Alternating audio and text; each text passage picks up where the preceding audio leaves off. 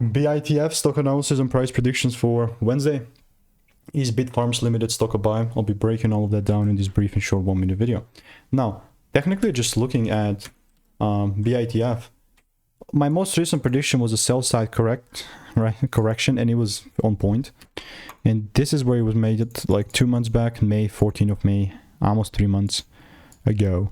And that's delivered. That was very freaking nice.